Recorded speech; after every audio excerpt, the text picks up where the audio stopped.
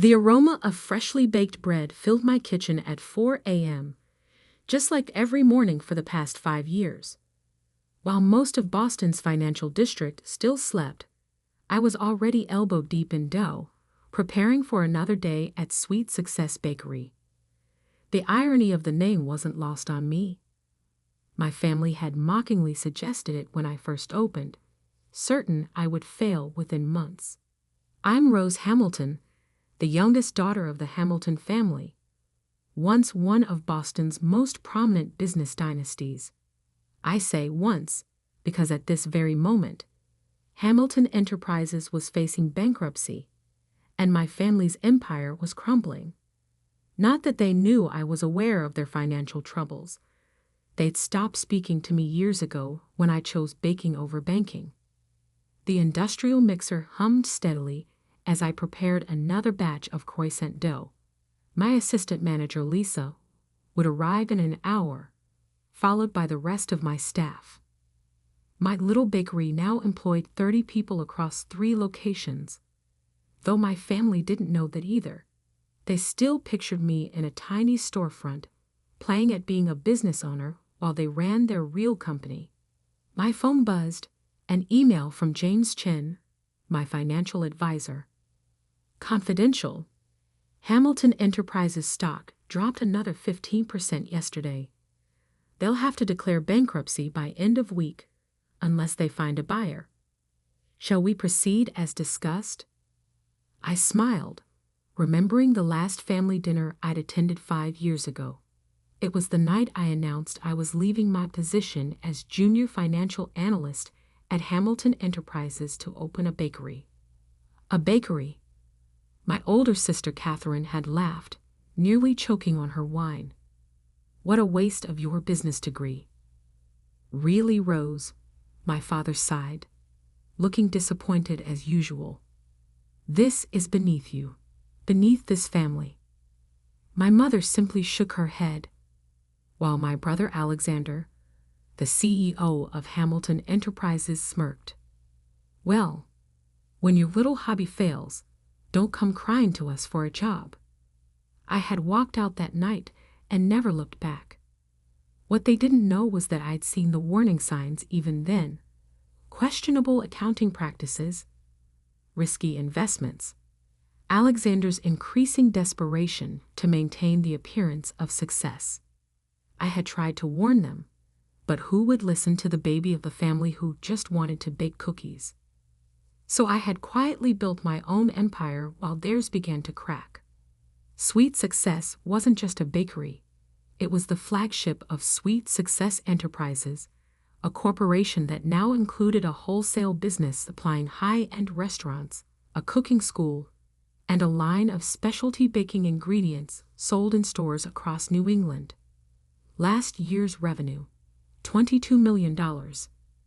But on paper, everything was hidden under shell companies and different names.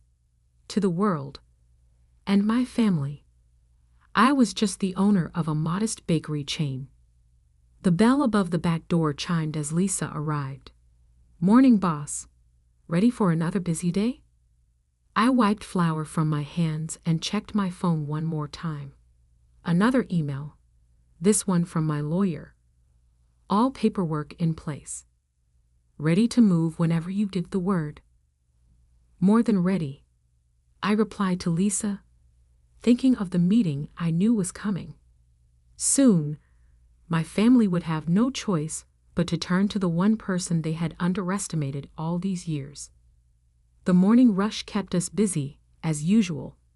Executives from nearby financial firms lined up for our famous almond croissants and fresh brewed coffee. Several faces I recognized from Hamilton Enterprises. Mid-level managers who had no idea their company was about to implode, or that their CEO's little sister was the one serving them breakfast. Around 10 a.m., my phone rang, a number I hadn't seen in years. Catherine. Rose? Her voice had lost its usual condescending tone, replaced by barely concealed panic. We need to talk. It's important. I kept my voice neutral. I'm rather busy, Catherine. The bakery, you know. Please, she almost whispered. It's about the company. We need your help. I closed my eyes, savoring the moment I had known would come. I have a meeting with my wholesale suppliers at 2 p.m. I could meet you at 4. Thank you, she breathed. The company office? No, I said firmly. My office, above the bakery. There was a pause. I could almost hear her swallowing her pride. Fine, we'll be there. After hanging up, I called James. They're coming? Is everything ready? All set, he confirmed. I've prepared all the documentation showing exactly how Alex mismanaged the company. The board is already secretly on board with our plan. They just need your family to agree. I thanked him and went back to work, losing myself in the rhythm of baking. People often asked why I still worked in the kitchen when I could afford to step back. The truth was, I found peace in the precision of pastry, the chemistry of baking. While Alexander had played with numbers to make failures look like successes, I had built something real, something people could taste and touch and enjoy. At 3:55 p.m., I changed out of my flour-dusted chef's coat into a crisp black blazer. I had just settled behind my desk when Lisa knocked. They're here, she said, trying to hide her excitement. She was one of the few who knew the full story. All 3 of them. I nodded. Send them up. Catherine entered first, her designer heels clicking on the hardwood floor. She looked thinner than I remembered, stress evident in the lines around her eyes. Alexander followed, his once immaculate suit slightly rumpled, his confident stride replaced by a nervous shuffle. My father came last, and my heart clenched. He had aged decades in 5 years. They took in my office with poorly concealed surprise. The space was professional, elegant even, with large windows overlooking the financial district. Framed magazine articles hung on one wall. Sweet Success. Boston's rising star in artisanal baking. Innovation in traditional pastry. 30 under 30. Food entrepreneurs. I wondered if they'd ever bothered to read any of them. Thank you for meeting with us, Catherine began, clearly appointed as spokesperson. We need your signature. I raised an eyebrow. My signature? Alexander exploded. Don't play dumb, Rose. You still own 15% of Hamilton Enterprises. We need all shareholders to agree to the sale, or everything is lost. I leaned back in my chair. The sale to Global Dynamics? For pennies on the dollar? The same sale that would leave all our employees without severance, our suppliers unpaid, and our family name in ruins? They stared at me. How did you? Catherine started. No, I finished. I may have left the company, but I never stopped watching. I saw every mistake, every bad decision, every time Alexander cooked the books to hide his failures. Alexander lunged forward. You have no proof. I opened my desk drawer and pulled out a thick folder. Actually, I have every proof. Every document, every questionable transaction, every risky investment that brought us to this point. I met my father's eyes. I tried to warn you 5 years ago, but you wouldn't listen to the daughter who just wanted to bake cookies. The room fell silent except for the distant hum of traffic below. Through the window, I could see the Hamilton Enterprises building towering over the city. By this time tomorrow, it might have a new owner. What do you want? My father finally asked, his voice heady with defeat. I stood up slowly. I want to save the company, save the jobs, save our family's legacy. I pressed a button on my phone. James, please come in. The door opened, and James entered with another folder. My family's eyes widened as they recognized one of Boston's top financial advisors. But to do that, I continued, things will have to change, starting with the management. Alexander's face turned red. You can't. I can. I cut him off.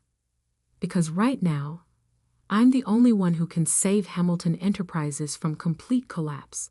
The only question is, I smiled, thinking of all the times they had dismissed me, mocked me, underestimated me. Are you ready to listen to the little sister who just bakes cookies? Catherine was the first to recover from the shock. What exactly are you suggesting, Rose? She asked, her lawyer's mind already calculating angles and possibilities. I gestured to James, who began distributing documents to my stunned family members. Sweet Success Enterprises, he explained, is prepared to purchase a controlling interest in Hamilton Enterprises. The offer is significantly higher than Global Dynamics and includes provisions to protect all current employees and suppliers. Alexander flipped through the papers, his face growing redder with each page. Sweet Success Enterprises?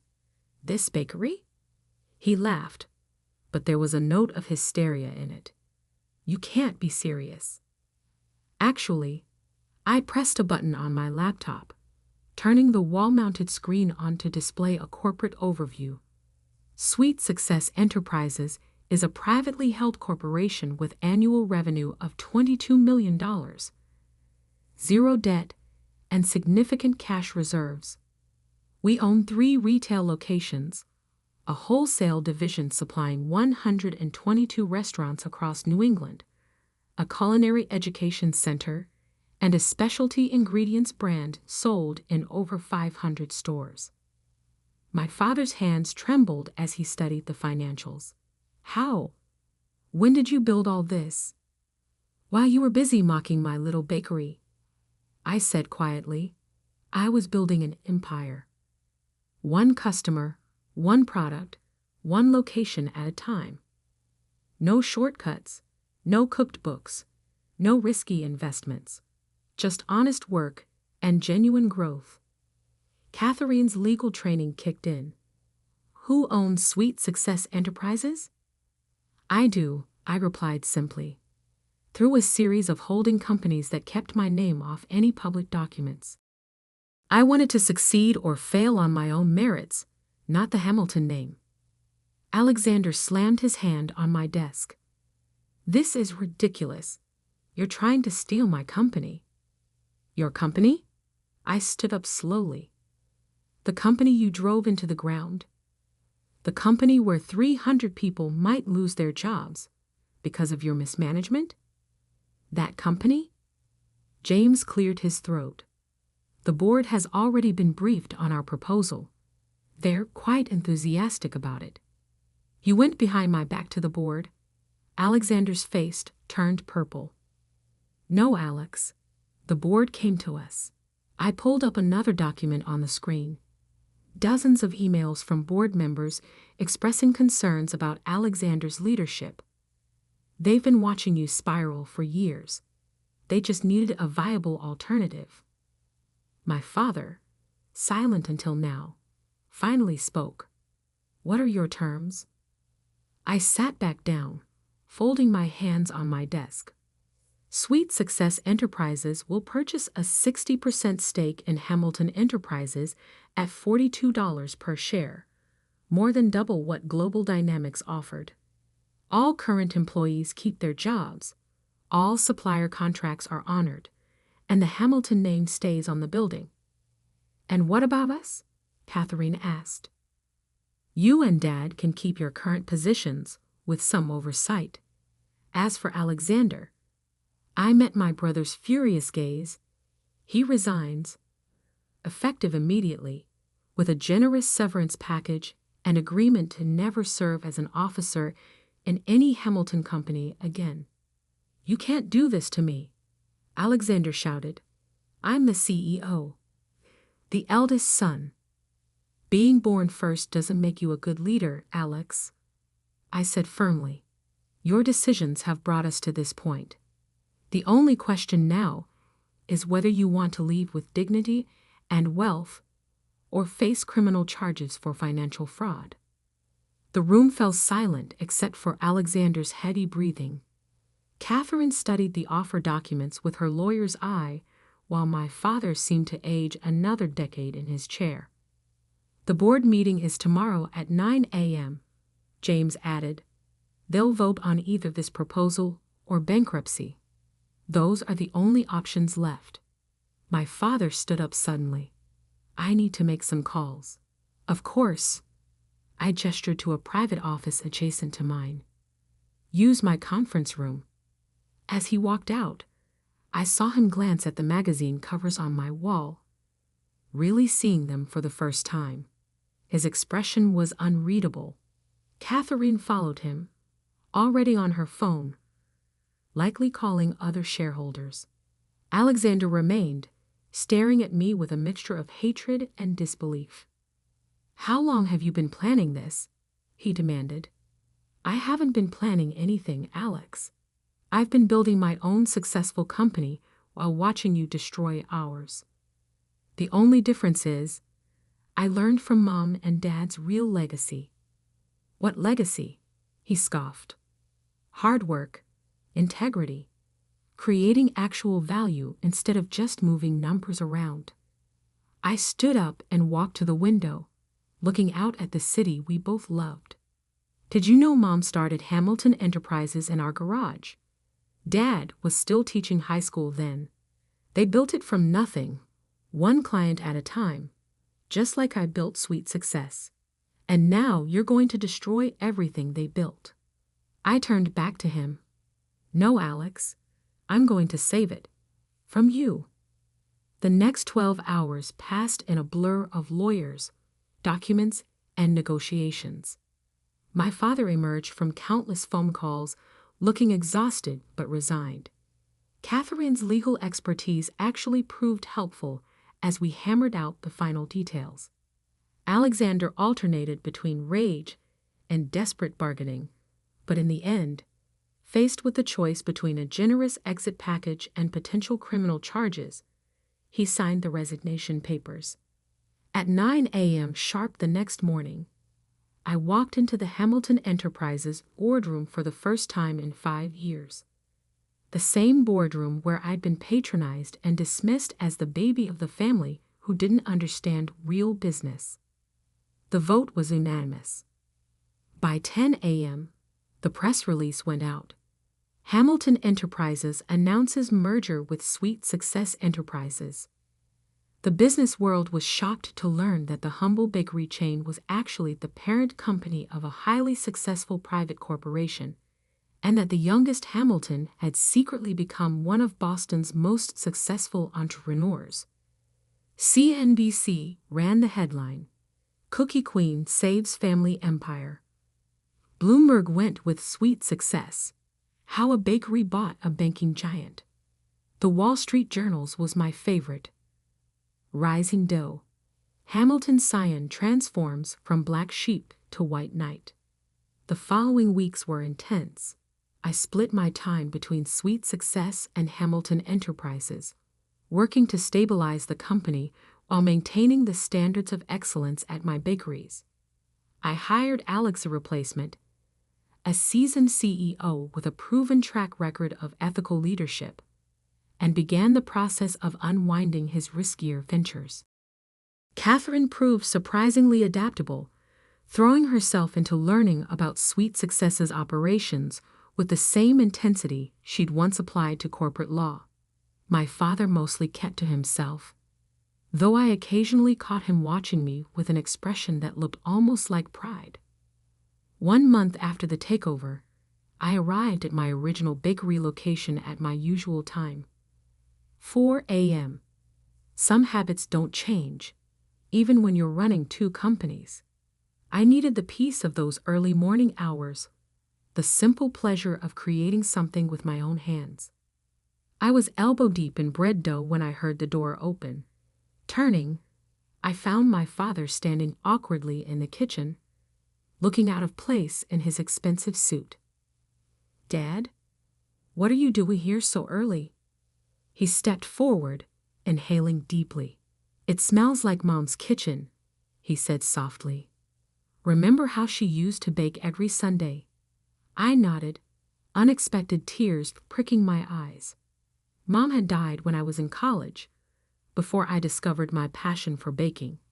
But those Sunday mornings, watching her create incredible pastries while explaining the chemistry behind them, had clearly influenced me more than I'd realized. "I never told you," Dad continued, "but she always said you were just like her. She saw something in you, a blend of creativity and business sense that reminded her of herself." He picked up one of our signature almond croissants. "She would have loved this place." "Dad, no, let me finish." He set the croissant down carefully. "I was wrong, Rose. We all were. We were so focused on maintaining the appearance of success that we forgot what real success looks like." He gestured around the busy kitchen. "This is real. What you've built is real. And," he swallowed hard, "I'm proud of you." I wiped my flour-covered hands on my apron and hugged him, not caring about his expensive suit. For a moment, we were just father and daughter, surrounded by the smell of fresh bread and new beginnings. The next few months saw both companies flourish. Hamilton Enterprises' stock price recovered as confidence returned to the market. Sweet Success opened 2 new locations and launched a cookbook that became an instant bestseller. Catherine now runs our legal department, bringing her expertise to bear protecting both companies' interests. My father serves as an advisor, though he's mostly retired, focusing on teaching business ethics at local colleges. A ironic twist that's not lost on anyone. Alexander? Last I heard, he moved to Florida and opened a jet ski rental company. Some people never learn. As for me, I still start every day in the kitchen at 4 a.m., even though I could afford to never work another day in my life. Because success isn't just about money or power or proving people wrong.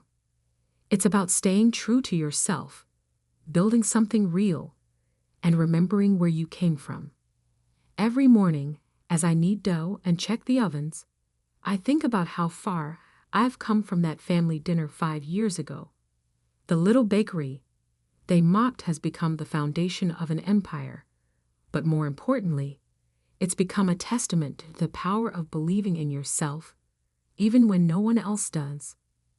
The original recipe for our signature almond croissants hangs framed in my office now, right next to the merger documents that saved Hamilton Enterprises. 2 different kinds of success, both equally sweet. Last week, a young woman came into the bakery, clearly nervous. She told me she was leaving her corporate job to open a small cafe, and her family thought she was crazy. Could I give her any advice? I smiled, thinking of all the twists and turns that had brought me to this moment. "Follow your passion," I told her, "but never forget your business sense. Success is like baking. It takes the right ingredients, careful measurement, perfect timing, and most importantly, patience." Then I gave her my card, my real card, the one with both company logos on it. Her eyes widened as she realized who I was. But most importantly, I added, "Don't let anyone tell you your dreams are too small. Sometimes the smallest seeds grow into the strongest trees." She left clutching my card like a talisman, standing a little straighter. I watched her go, remembering another young woman who once dared to believe she could build something meaningful, one cookie at a time. The smell of fresh bread filled the air, and somewhere in the financial district, the Hamilton Enterprises building caught the morning sun, its windows gleaming like possibility itself. Sweet success, indeed. The aroma of freshly baked bread filled my kitchen at 4 a.m., just like every morning for the past 5 years. While most of Boston's financial district still slept, I was already elbow deep in dough, preparing for another day at Sweet Success Bakery. The irony of the name wasn't lost on me. My family had mockingly suggested it when I first opened, certain I would fail within months. I'm Rose Hamilton, the youngest daughter of the Hamilton family, once one of Boston's most prominent business dynasties. I say once, because at this very moment, I never expected to be sitting in this dim law office, staring at words that somehow hurt more than all the years of subtle cruelty combined. The paper trembled slightly in my hands as I read the line again. To our mistake, Sarah. Nothing. 5 simple words that confirmed what I'd always suspected but never wanted to believe. The irony wasn't lost on me. For the past 5 years, I'd been sending $5,000 every month to keep my family afloat. That's $300,000 of my hard-earned money, poured into a bottomless pit of ingratitude. And now, sitting in this leather chair that probably cost more than my first car, I was officially nothing. Miss Evans? Mr. Patterson, the family lawyer, cleared his throat. Would you like a moment? I looked up, meeting his careful gaze. He was trying to be professional, but I could see the discomfort in his eyes. He'd known my family for years, had watched this drama unfold from the sidelines. Now he was forced to be the messenger of my mother's final act of rejection. No, I said, my voice steadier than I felt. Please continue. He shuffled his papers, clearly relieved to move on. As he droned on about the distribution of assets between my father and my sister Marie, I let my mind drift back to where this all began. 5 years ago, I was just starting to find my footing in life. At 25, I had launched my own financial consulting firm. It wasn't much, just me, a laptop, and a tiny office above a Chinese restaurant in downtown Seattle. The smell of Kung Pao chicken would waft up through the floorboards every day around noon, but the rent was cheap, and I was determined to make it work. Then came the call that changed everything. Sarah. My mother's voice had been uncharacteristically fragile that evening. We need to talk about something important. I remember sitting straighter in my chair, my stomach tightening. Important in my family usually meant bad news. Your father's company, there's been a problem. She paused, and I could hear her struggling to maintain composure. The investment didn't pan out. We're going to lose everything. The investment. I'd warned them about that. Dad's company had sunk most of their capital into a risky venture, despite my advice against it. I'd spent years studying finance, had even worked at one of the top investment firms before starting my own business. But what did I know? I was just the daughter who disappointed them by not following the traditional path they'd laid out. How bad is it? I asked, already dreading the answer. We can't make the mortgage payment this month. Her voice cracked. The credit cards are maxed out. Your father, he's not handling it well. I closed my eyes, knowing what was coming next. The subtle guilt trip, the implied responsibility. I'd seen this pattern my entire life, just never on this scale. Sarah, I hate to ask, but how much do you need? The number she quoted made my heart stop. $5,000. That was almost everything I had in my business account. Money I'd been saving to expand my company, to finally move out of that cramped office with its perpetual smell of Chinese food. But they were family, and in our family, that word carried weight. It meant obligation, duty, sacrifice, especially from me. I'll transfer it right now, I heard myself say.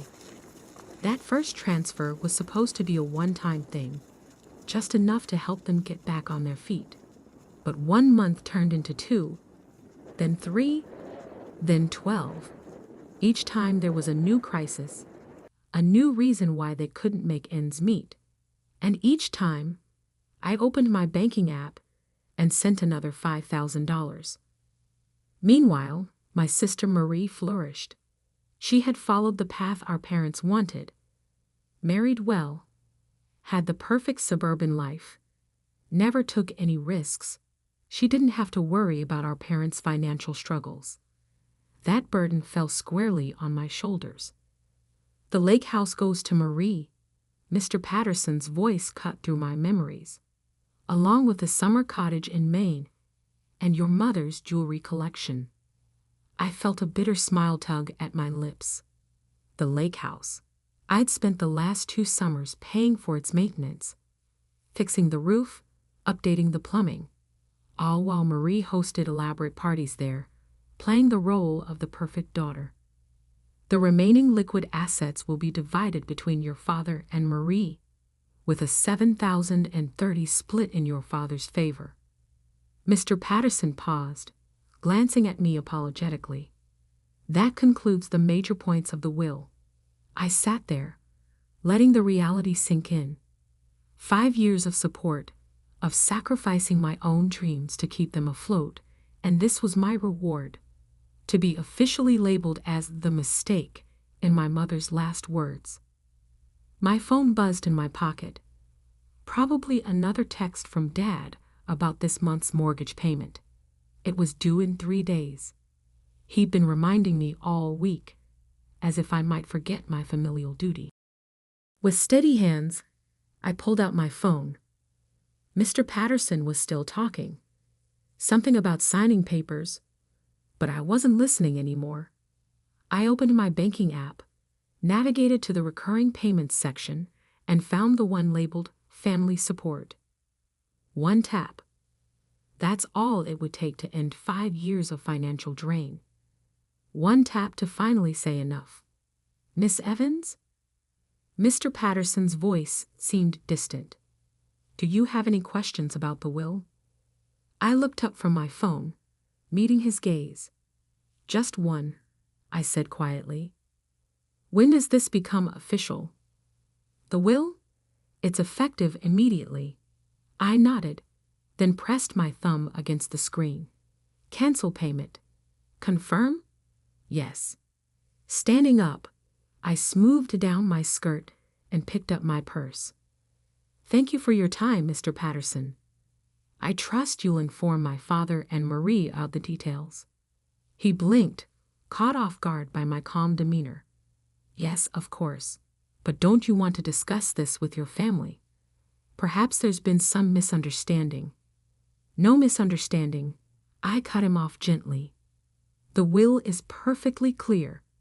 I'm the mistake, and mistakes don't pay bills. As I walked toward the door, my phone started buzzing again. Dad's name flashed on the screen, probably wondering why I wasn't answering his texts about the mortgage.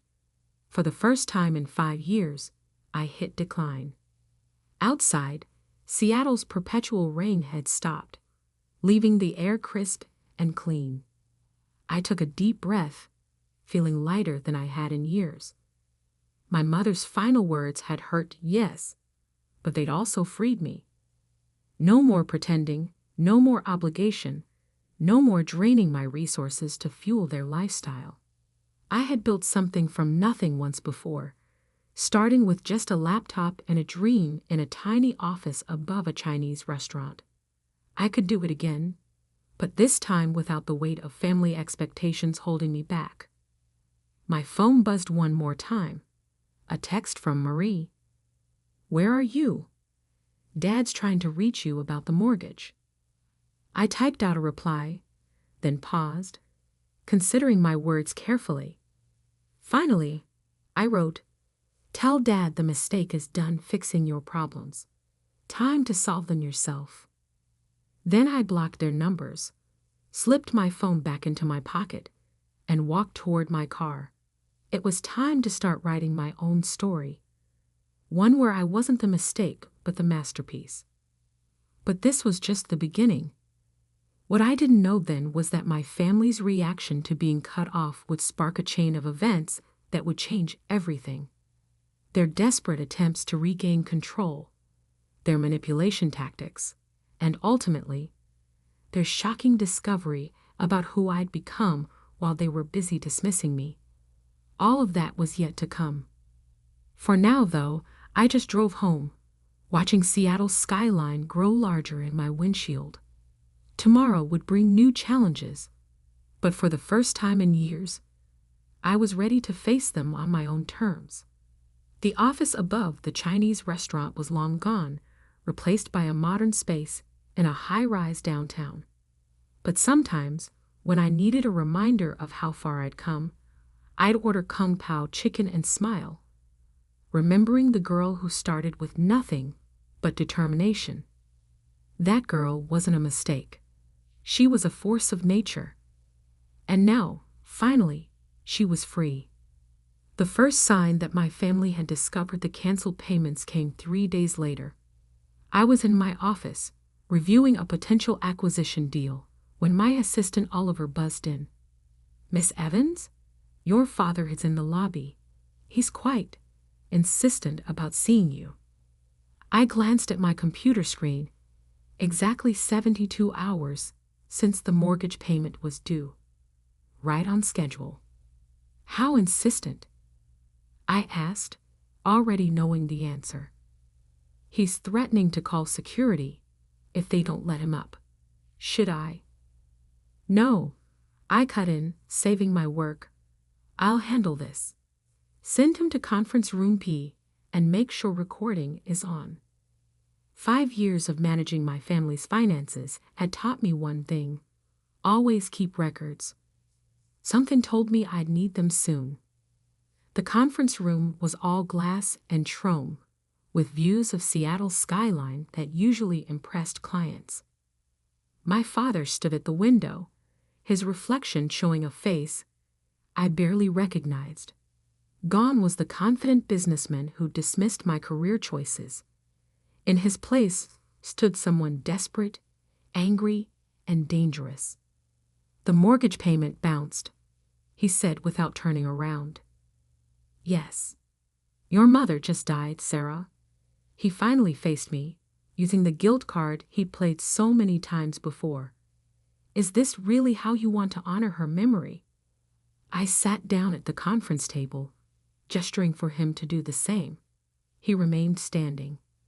"Mom made her feelings clear in the will," I said calmly. "To quote exactly, 'To our mistakes, Sarah. Nothing.'" That was just. He waved his hand dismissively. "Your mother was upset about some things. You know how she got. But this isn't about that. This is about family." "Family."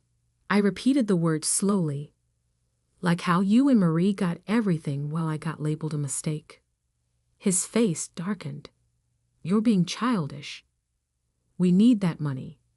The mortgage is no longer my problem." I stood up, matching his stance. "I've sent you $300,000 over the past 5 years. Money that could have grown my business, bought my own house, built my future. Instead, it went into a black hole of ingratitude." "Ingratitude?" His voice rose sharply. "We gave you everything: an education, opportunities." "That I paid for myself." I cut in. "Full scholarship to college. Worked 3 jobs to cover expenses. The only thing you gave me was the constant reminder that I wasn't good enough." He slammed his hand on the table. The sound echoed through the room, but I didn't flinch. "You ungrateful little." He caught himself, visibly trying to regain control. "Fine. How much?" "Excuse me. How much to make this right? You want a share of the inheritance? Name your price." I laughed, and the sound seemed to startle him more than anger would have. "You still don't get it, do you? This isn't about money. This is about respect, about recognition. Things you and Mom never thought I deserved." "What do you want then?" His voice had turned calculating. I recognized that tone. It was the same one he used in business negotiations. Nothing, I said simply. I want nothing from you. No money, no relationship, no family obligations. I'm done. His face went through a series of emotions: shock, anger, and finally, the one I'd been waiting for: fear.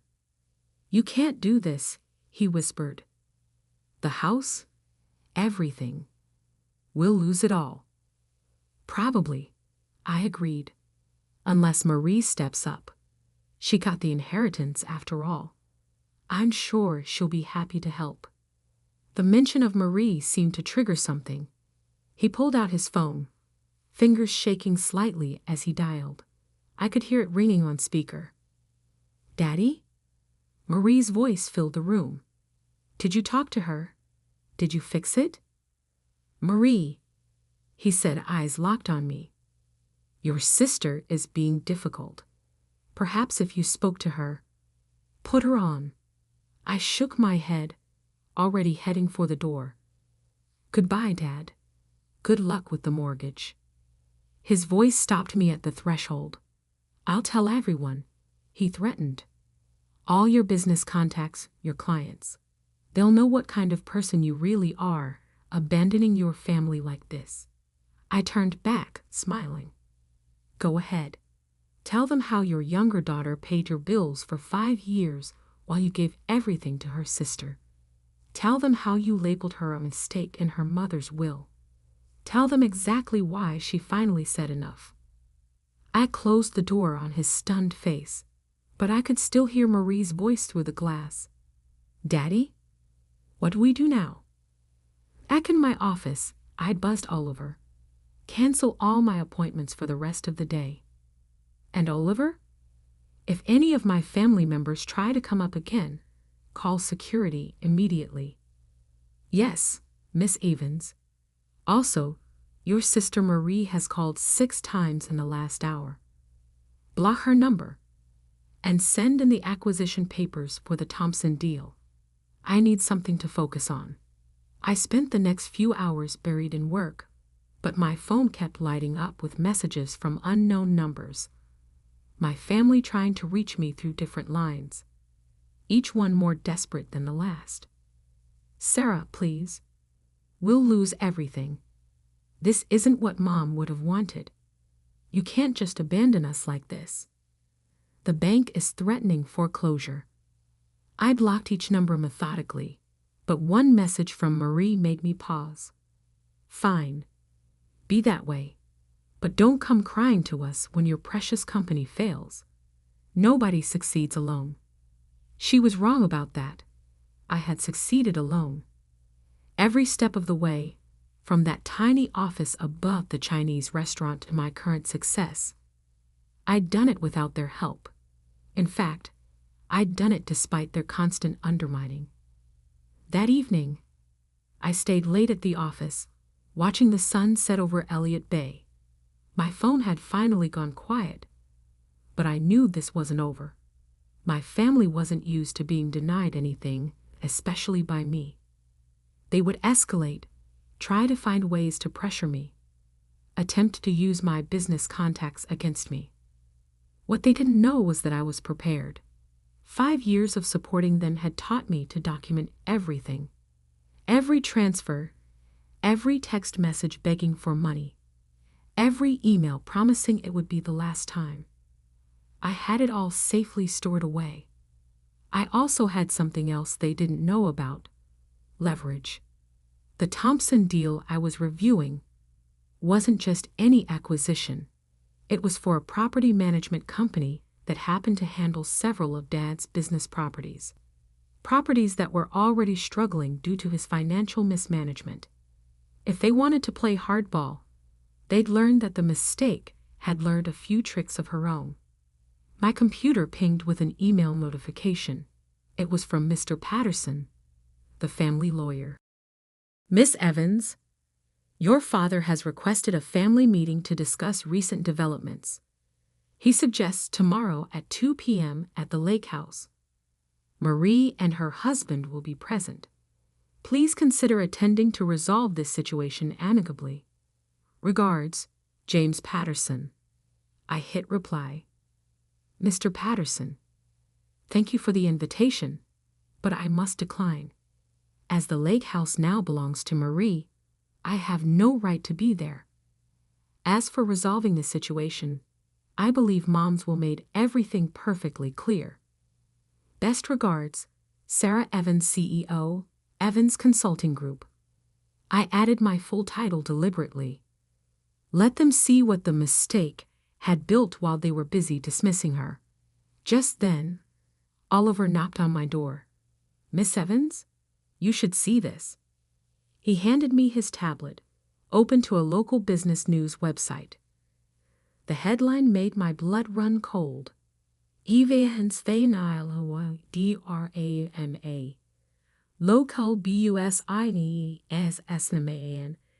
ACUSES. THEUEHER. Of financial abandonment. There was my father, quoted extensively about how his ungrateful daughter had cut off support for her grieving family, how I'd taken advantage of their trust, then abandoned them in their time of need. The article even mentioned my company by name. So this was their play. They thought they could shame me back into line, damage my business reputation until I had no choice but to give in. What they failed to understand was that shame only works if you accept it, and I was done accepting their version of reality. I handed the tablet back to Oliver. Call PR. It's time to tell our side of the story. The next few days would change everything. My family thought they could pressure me into submission, but they were about to learn that the daughter they dismissed for so long had become someone they couldn't afford to antagonize. Their attempts to damage my reputation would backfire spectacularly, leading to revelations that would shake our family's foundations. But that was tomorrow's battle. For now, I had work to do, starting with a call to the Thompson Group about accelerating our acquisition timeline. The PR war my father started backfired spectacularly within 48 hours.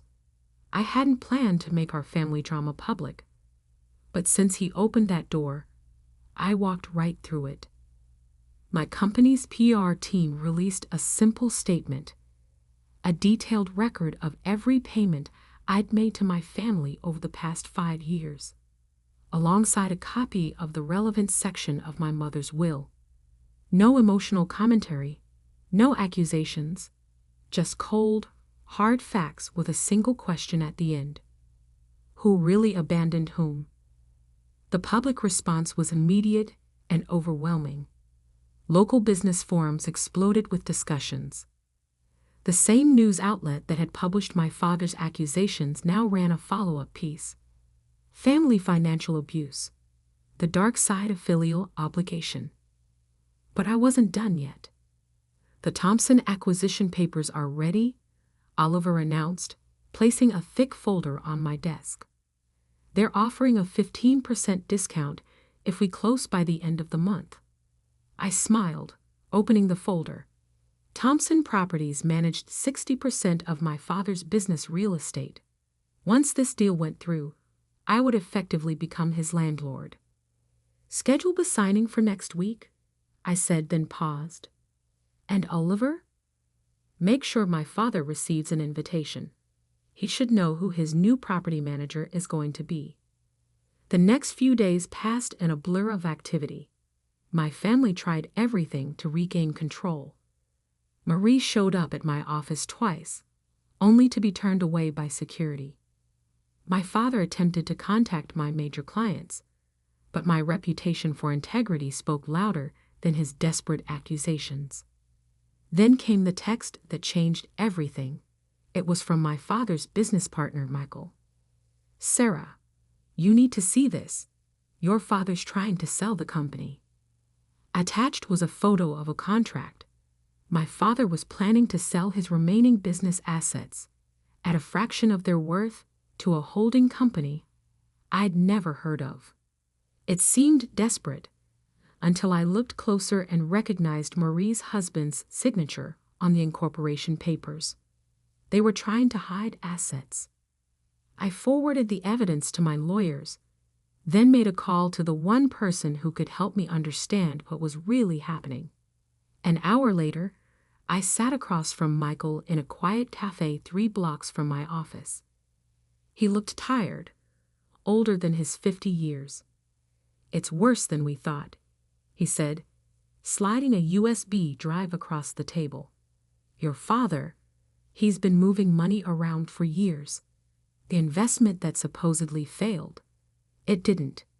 He shifted the profits to offshore accounts, then claimed bankruptcy to avoid paying investors." I felt the blood drain from my face. "That's fraud." Michael nodded grimly. "The SEC's been sniffing around. Your father knew. It was only a matter of time before they found something. That's why he needed your money, to cover the gaps in the books. And now that I've cut him off, he's desperate. The sale to Marie's shell company is his last attempt to hide whatever's left before everything crashes down." I stared at the USB drive, feeling the weight of its contents. "Why are you showing me this?" Michael's eyes met mine. "Because I was there when you were born. I watched you grow up, watched them dismiss every achievement, every success. You deserved better." I slipped the drive into my purse, my mind already racing with possibilities. "Thank you, Michael. What are you going to do?" I stood up, dropping enough cash on the table to cover both our coffees. "I'm going to make sure they can't hurt anyone else." Back at my office, I reviewed the documents Michael had provided. The evidence was damning. Years of systematic fraud, all carefully documented. My father hadn't just been stealing from investors.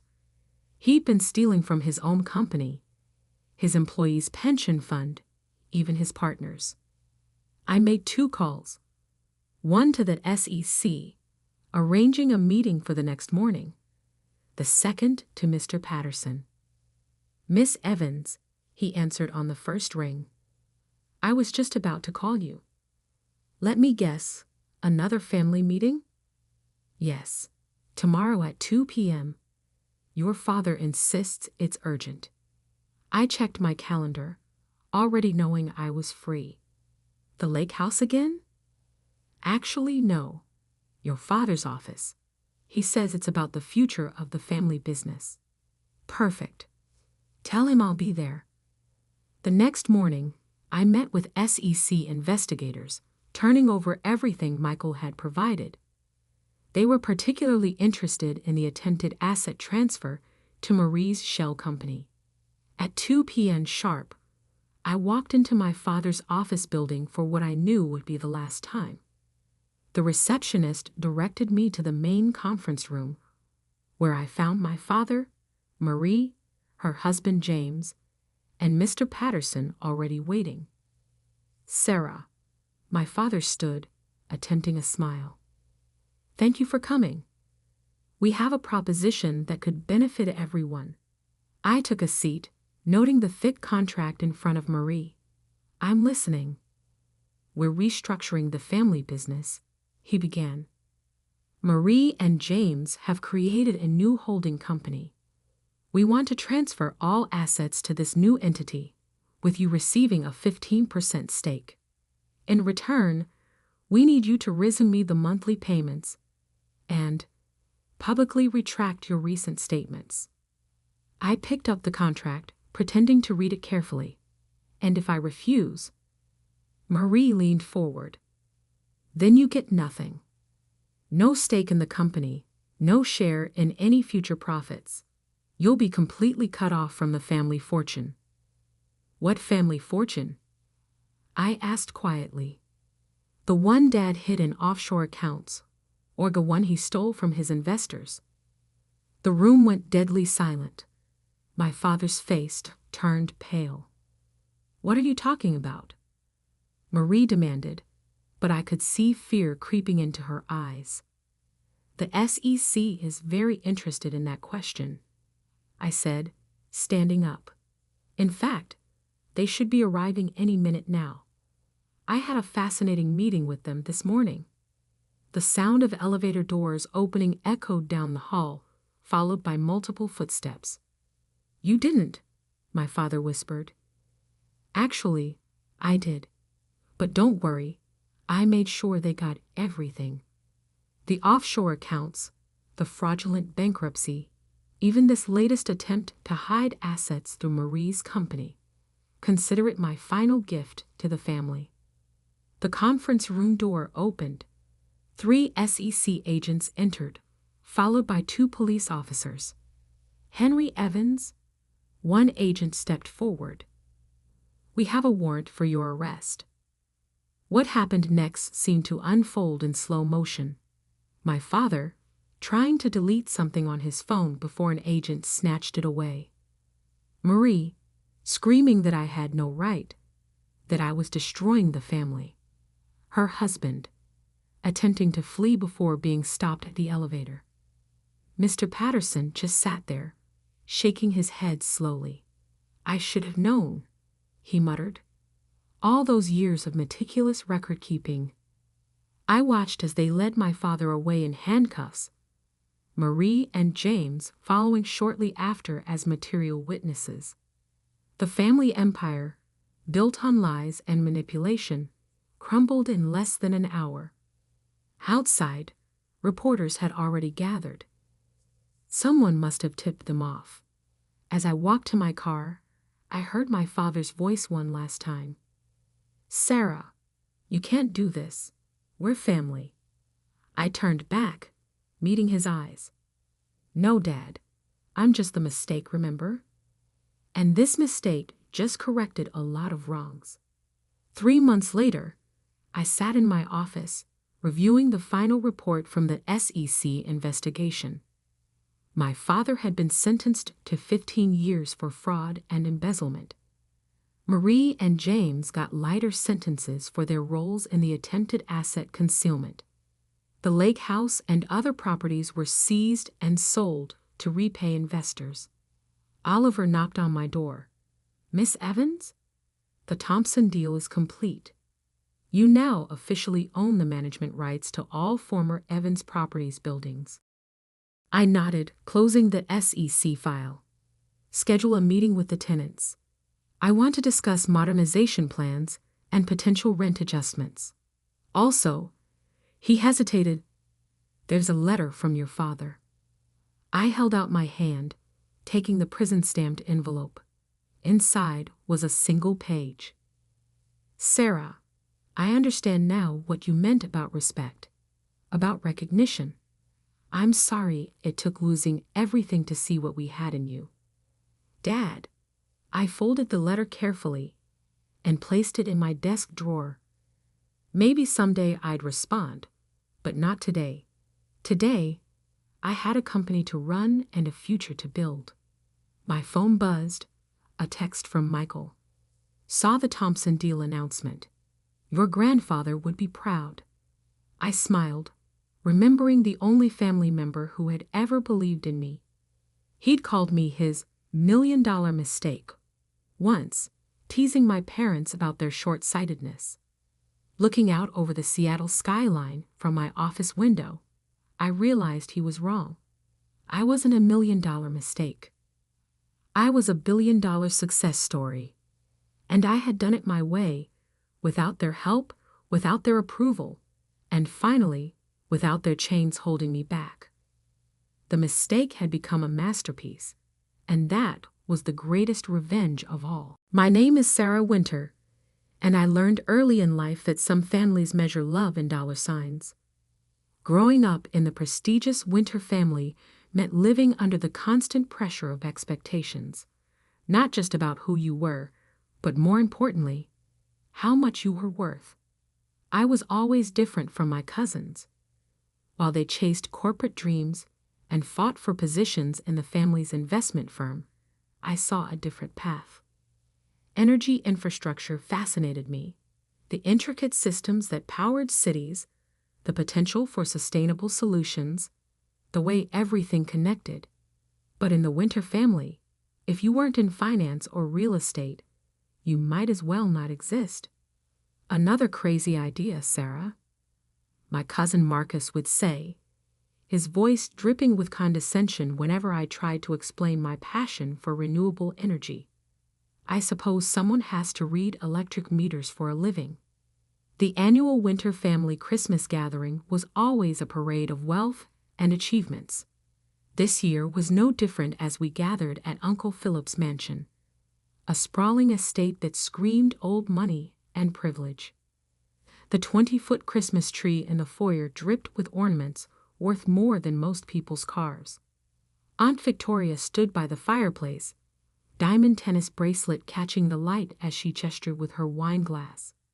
Did you hear about Marcus?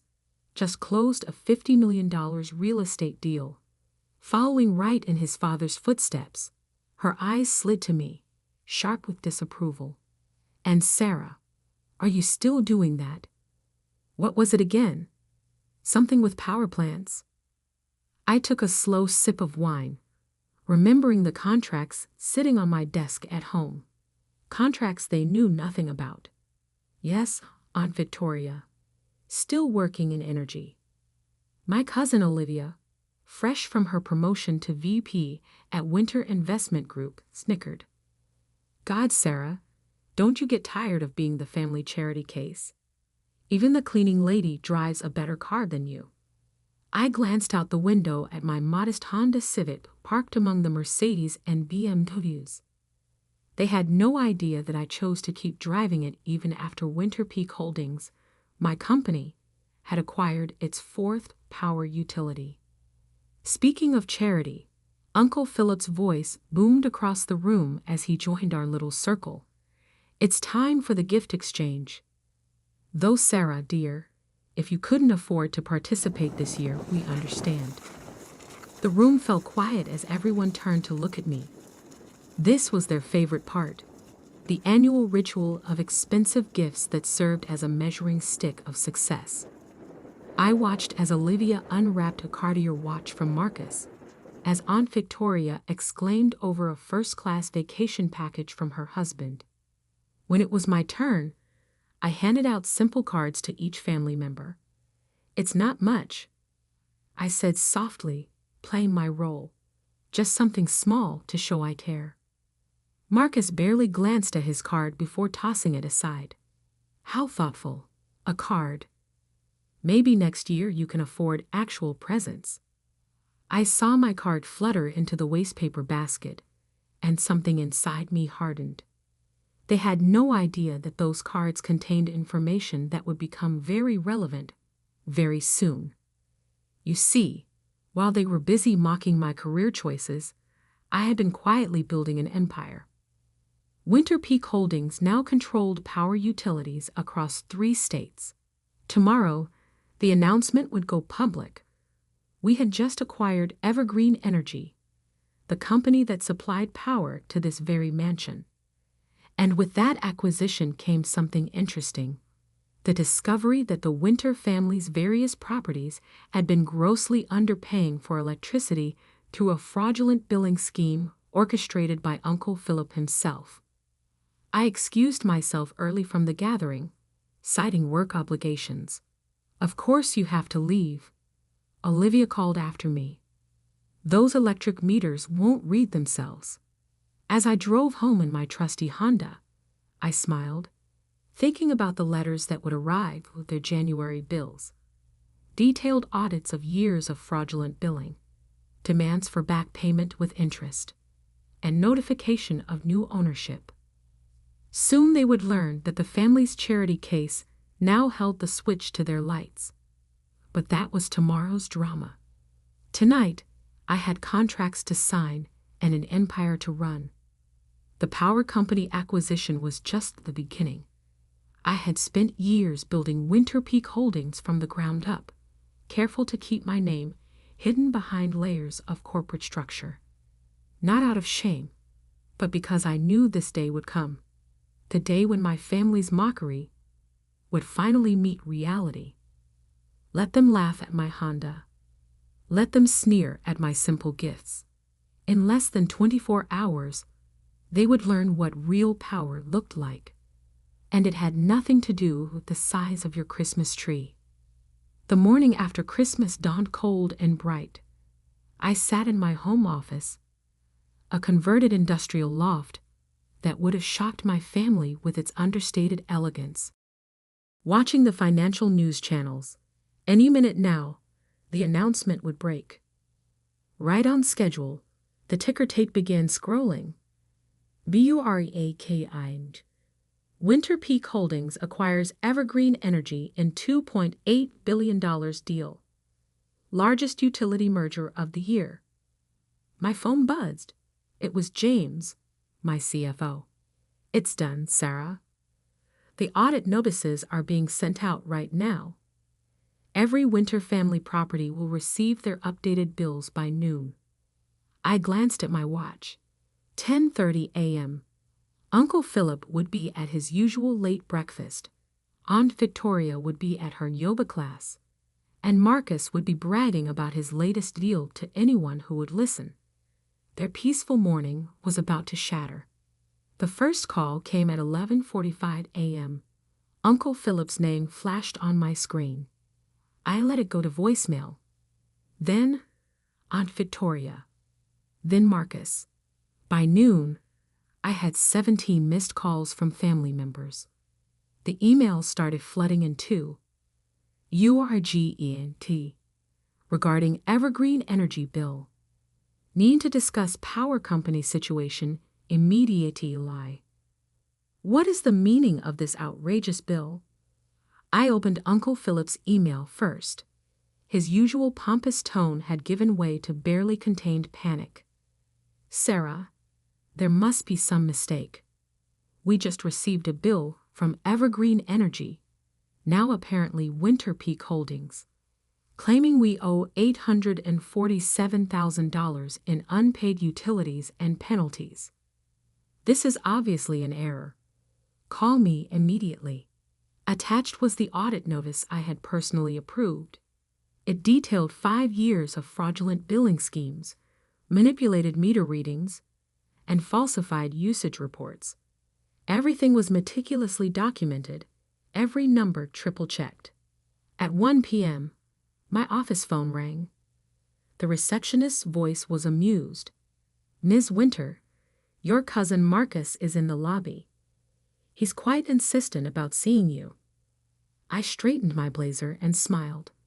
Send him up. Marcus burst through my office door, his designer suit wrinkled, his face red with fury. He stopped short when he saw me sitting behind the massive desk. The city skyline spread out behind me through floor-to-ceiling windows. What the hell is this? He waved a stack of papers. Some kind of joke. I leaned back in my chair. The audit papers seem quite clear, Marcus. Winter family properties have been underpaying for utilities for years through various fraudulent schemes. Winter Peak Holdings is simply correcting this oversight. Winter Peak. His face went from red to white. You own Winter Peak Holdings? Founded it 6 years ago, I said calmly. Built it from the ground up, while you were all laughing at my career choices. He sank into one of the visitor chairs, papers slipping from his fingers. The card? At Christmas. It was a notice, wasn't it? A courtesy heads up. I did try to warn you all, in my own way. Marcus ran a shaking hand through his hair. $800,000. Uncle Philip will have a heart attack. Actually, I pressed a button on my desk, and my assistant brought in another stack of documents. That's just for the main house. We're still processing the audits for the vacation properties, the company buildings, and all those luxury apartments the family owns. The color drained completely from Marcus's face. You can't do this. We're family. I stood up slowly, placing both hands on my desk. Family. Yesterday, I was the charity case who couldn't afford Christmas presents. The day before that, I was the embarrassment who chose energy over real estate. For years, I was the punchline to every family joke. I smiled, but there was no warmth in it. Funny how family only matters when you need something. What do you want? His voice was barely a whisper. Want? I don't want anything, Marcus. I'm simply running my company, enforcing contracts, collecting debts. You know, all those business principles Uncle Philip taught us. A commotion outside my office drew our attention. Through the glass walls, I could see Uncle Philip himself storming down the hallway, followed by a flustered security guard. I told you this would get interesting, I said to Marcus, just as my office door flew open. Uncle Philip looked like he'd aged 10 years overnight. His usual perfectly groomed appearance was disheveled, his face mottled with rage. What is the meaning of this? He roared, waving his own stack of audit papers. I met his gaze steadily. Hello, Uncle Philip. I believe those papers explain everything quite clearly. Would you like me to go through them line by line? He slammed the papers down on my desk.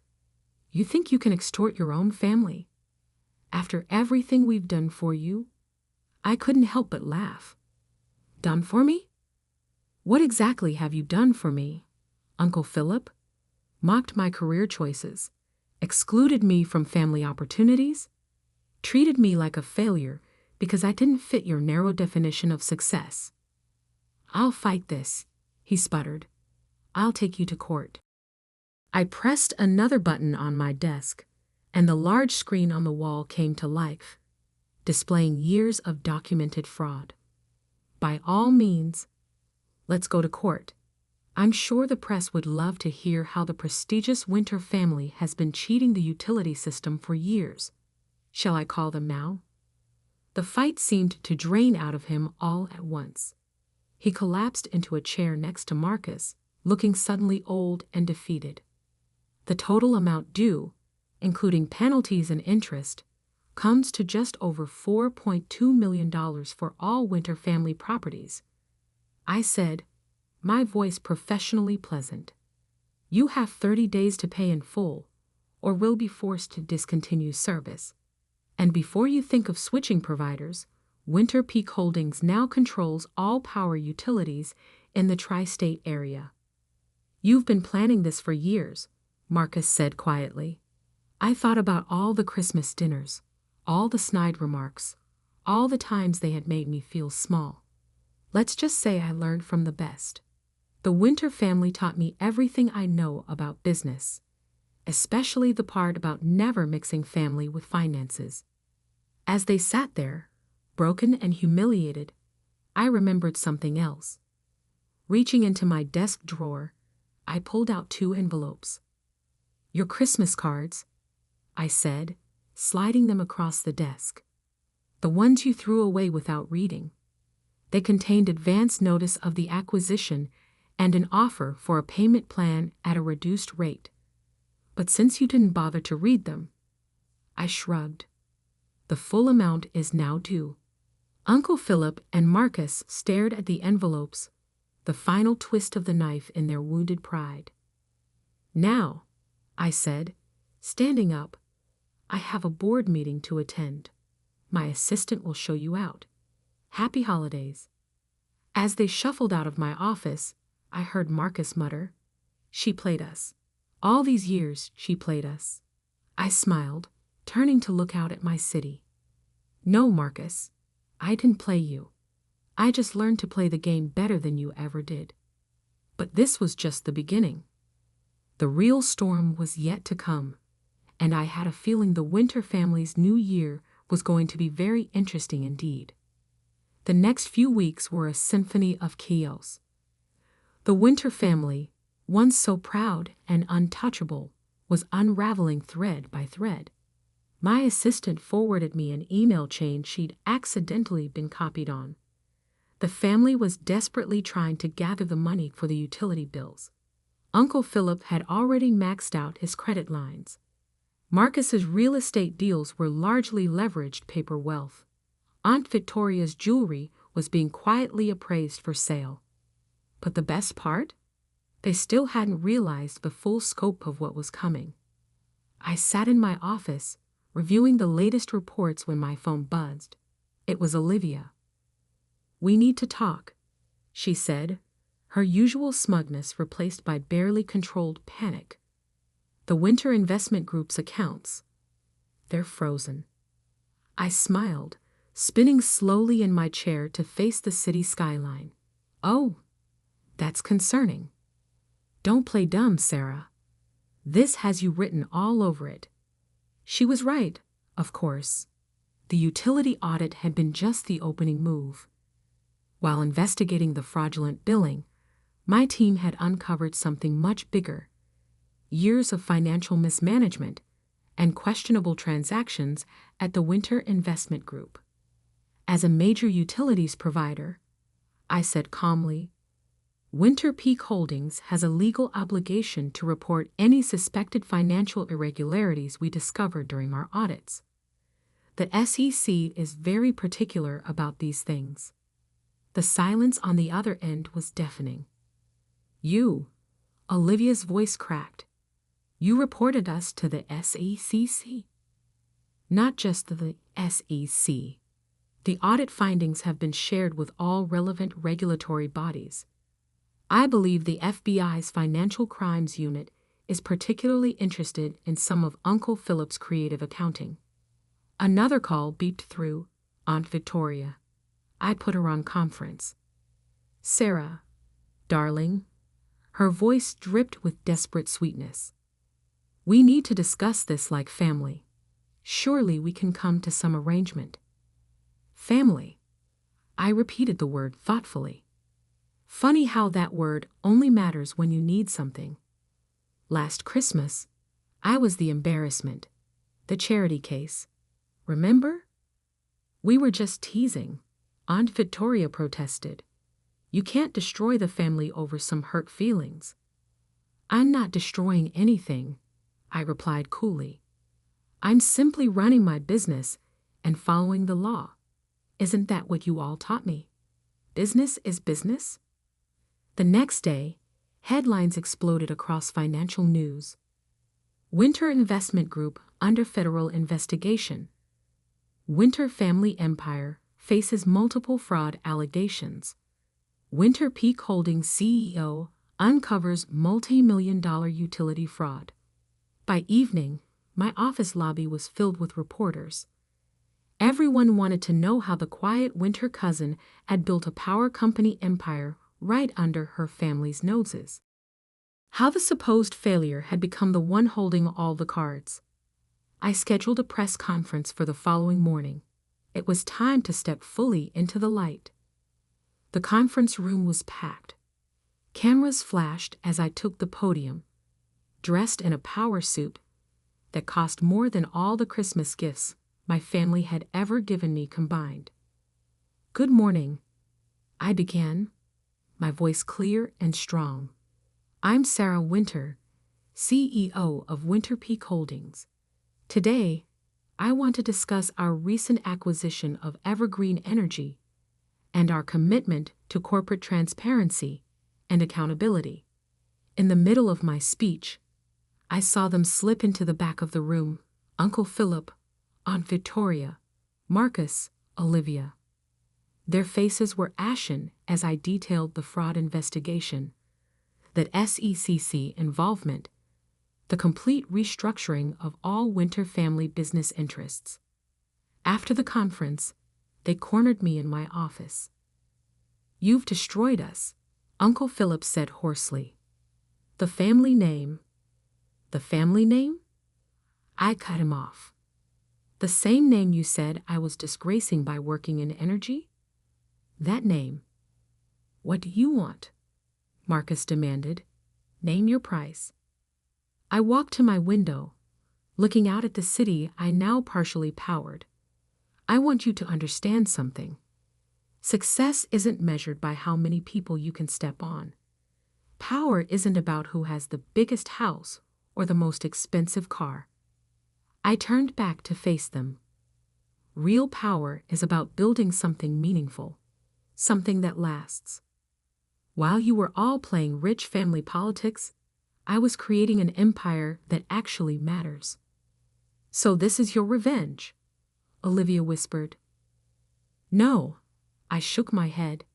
This is justice. Every fraudulent dollar will be repaid. Every illegal scheme will be exposed.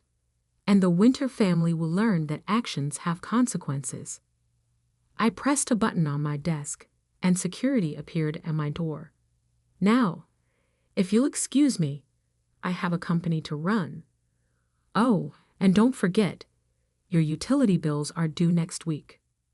As they were escorted out, I saw something I'd never seen before in their eyes. Respect.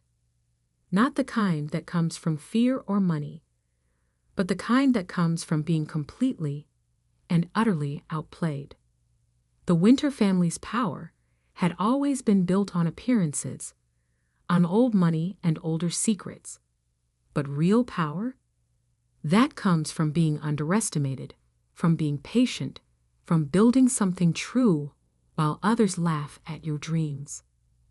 1 year later, I hosted the family Christmas dinner in my penthouse apartment.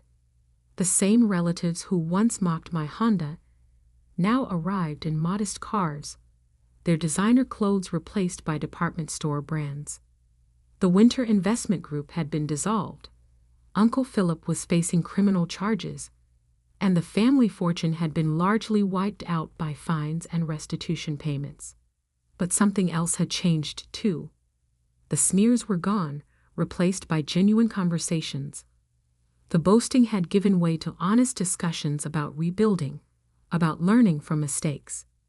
As I stood at my window, watching the city lights twinkle, lights powered by my company, Olivia approached me. I never apologized, she said quietly, for all those years of everything. I smiled, thinking of that last Christmas when they'd called me poor. You know what the funny thing is? I never wanted their money or their approval.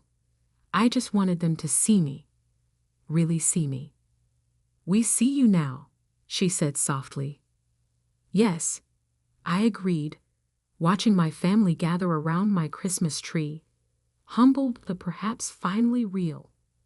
Yes, you do. I raised my glass, thinking about power, not the kind that flows through electrical lines, but the kind that flows through truth, through justice, through standing up for yourself, even when no one believes in you. Merry Christmas, I said to my chastened family. May your holidays be bright. After all, I smiled, remembering all those years of mockery. I'm the one keeping the lights on. My name is Sarah Winter, and I learned early in life that some families measure love in dollar signs. Growing up in the prestigious Winter family meant living under the constant pressure of expectations, not just about who you were, but more importantly, how much you were worth. I was always different from my cousins. While they chased corporate dreams and fought for positions in the family's investment firm, I saw a different path. Energy infrastructure fascinated me, the intricate systems that powered cities, the potential for sustainable solutions, the way everything connected. But in the Winter family, if you weren't in finance or real estate, you might as well not exist.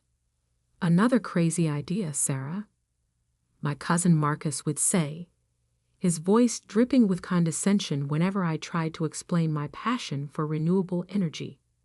I suppose someone has to read electric meters for a living. The annual Winter family Christmas gathering was always a parade of wealth and achievements. This year was no different as we gathered at Uncle Philip's mansion, a sprawling estate that screamed old money and privilege.